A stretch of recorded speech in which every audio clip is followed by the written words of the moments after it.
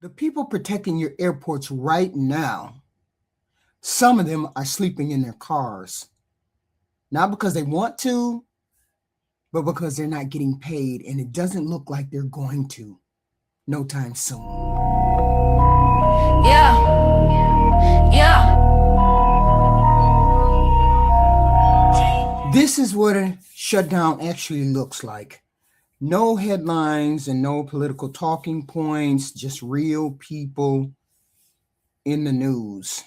Right now, those TSA workers, airport workers across this country have been showing up to work, skipping meals, facing evictions, getting into cars that are repossessed, and in some cases, sleeping in those cars just to make it through the week.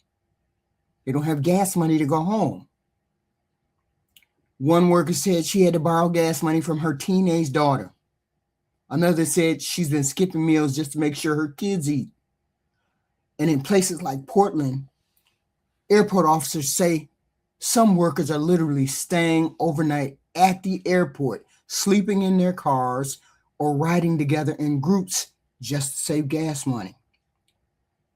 These are the people responsible for airport security coming to work hungry. And this is not a very small group. It's a pretty large group, over 65,000 workers working without pay during the shutdown and missing multiple paychecks. Now there's finally movement. At least there was finally movement. Officials say paychecks could start hitting accounts soon. But a paycheck doesn't erase what just happened, right? Because even if the money comes in, you're still dealing with evictions, repossessed cars, late fees stacking up every day, and the credit damage that does not disappear.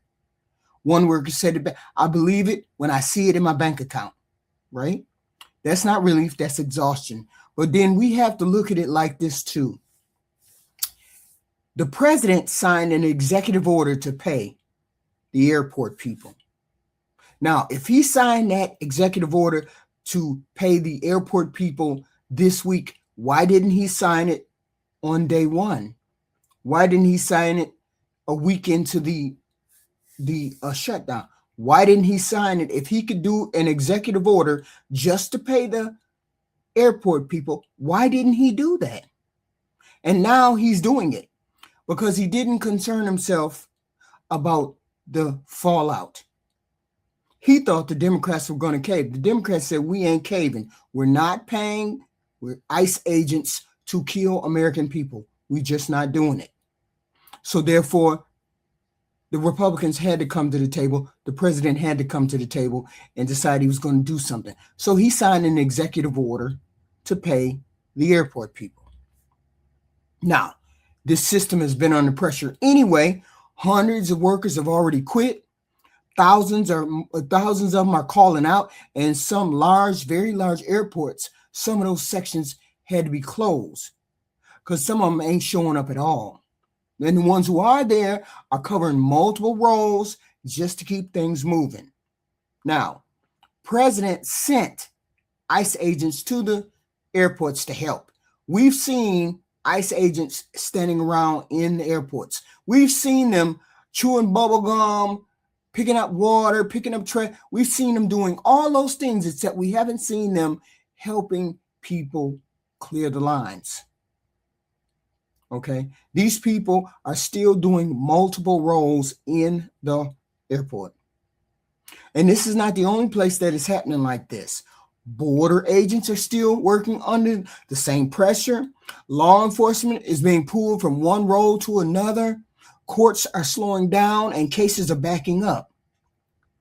And behind all of that are the people you don't see. Administrative staff, support workers, the ones who keep everything running quietly in the background until they can't. And when that starts to break, it doesn't stay inside that system.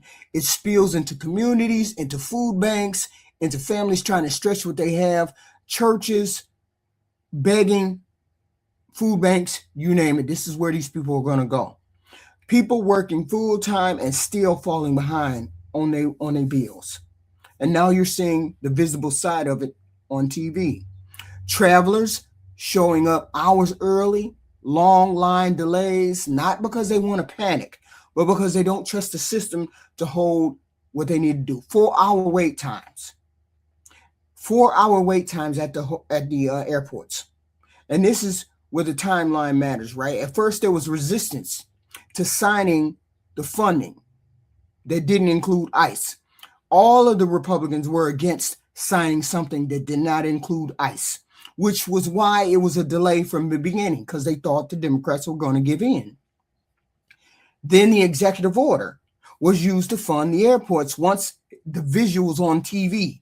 Once Donald Trump figured out that he was losing the narrative, he was losing the war on the narrative from the Democrats, that's when he said, okay, let me put something in place to pay the airport people.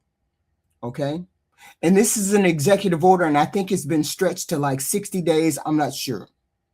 After that, the Senate passed a bill this week to fund most of the departments without including ICE.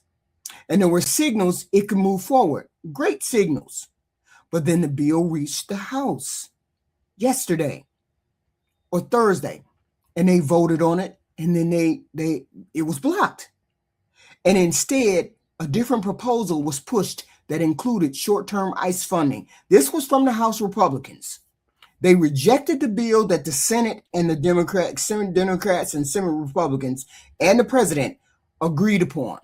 We're going to fund everything but ICE. That was the bill that went over to the House. The House rejected that bill. So, on the way out the door, the senators were on their way out the door for the holiday. And now you got lawmakers not coming back. They out. They're not coming back. They're not trying to do any of these things. There's no clear path for immediate resolution for this. And in the middle of all this movement, negotiation, and delay, you got workers asking a simple question.